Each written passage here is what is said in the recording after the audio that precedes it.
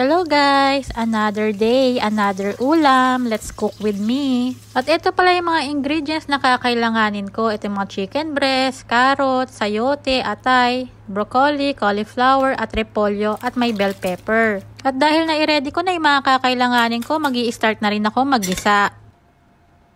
Una ay ginisa ko muna itong sibuyas. At isinunod ko na itong bawang. At sunod na inilagay ko itong chicken breast na hiniwa ko lang.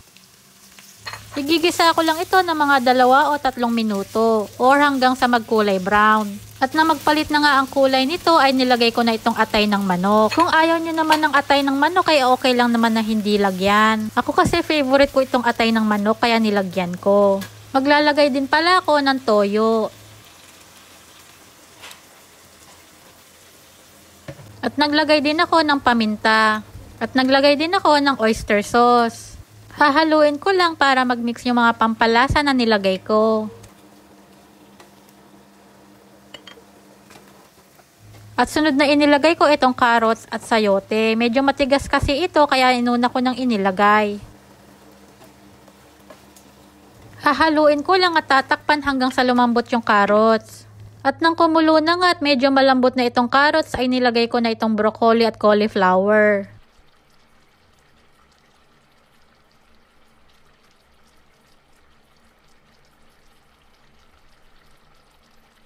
Tinakpan ko nga ulit para lumambot yung mga nilagay kong gulay. Dahil may kasama akong bata na kakain, ay dinagdagan ko ito ng tubig para may sabaw.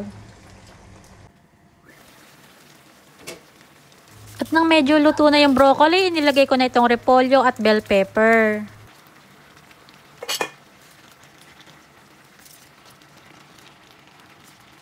At naglagay din pala ako ng cornstarch na hinalo ko sa tubig para lumapot yung sabaw.